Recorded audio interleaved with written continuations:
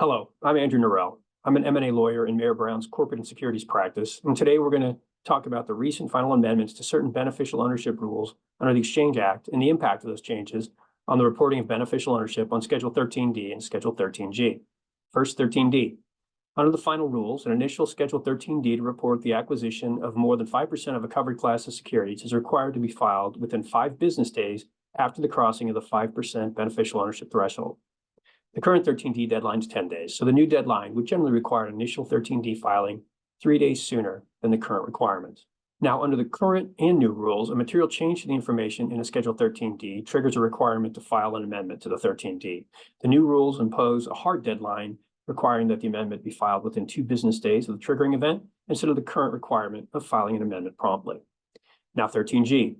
Under the new rules, initial 13G filings are due for qualified institutional investors and exempt investors 45 days after the end of the calendar quarter in which their beneficial ownership exceeds 5%. Currently, the initial 13G filing is due by the 45th day following the calendar year in which the beneficial ownership exceeds 5%. In addition, for QIIs, an initial filing to report that the filer crossed the 10% beneficial ownership threshold is due within 5 business days of the end of the month in which the 10% threshold is crossed. And for passive investors, the new deadline for the initial Schedule 13G filing is 5 business days after crossing the 5% threshold. Now for 13G amendments. Currently, the general rule is that for all 3 categories of 13G filers, an amendment is due to be filed 45 days after the calendar year if any of the information on the 13G has changed.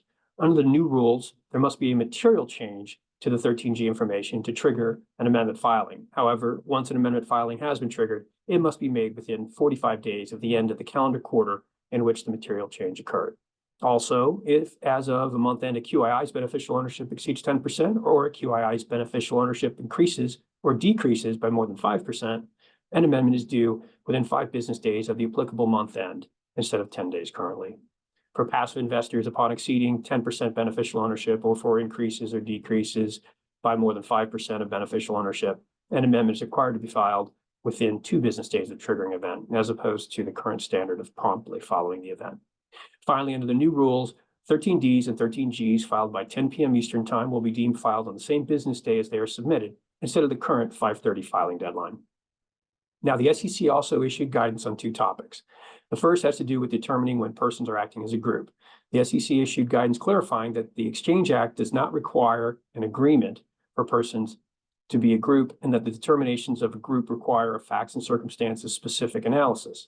As part of the guidance, the SEC stated, for example, that things such as discussions among shareholders without committing to a course of action, or shareholders jointly engaging with an issuer without attempting to convince the board to change existing membership, or shareholders jointly submitting a non-binding shareholder proposal would not in each case, without more, constitute a group.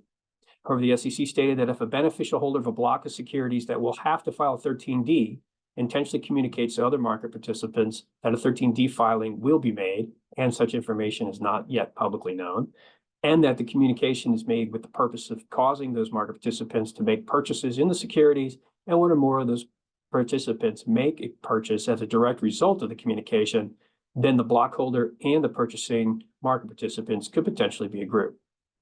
The SEC also issued guidance on the applicability of existing Rule 13D3 to cash-settled derivative securities, similar to previous guidance in connection with securities-based swaps. While noting that determinations regarding beneficial ownership ultimately will depend on relevant facts and circumstances, the SEC guidance sets out an analytical framework consisting of the 3 elements of current Rule 13D3 and is consistent with the way most practitioners approach determinations of beneficial ownership for these derivative securities now.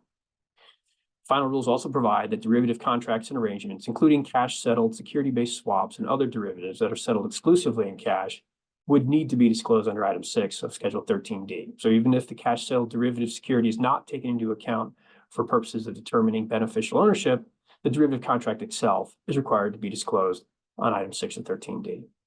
Finally, I note that these new rules go into effect 90 days after their publication in the Federal Register, and that compliance with the new 13G filing deadlines is required starting September 30th, 2024. Thank you for joining me for today's presentation. For more information, please visit freewritings.law.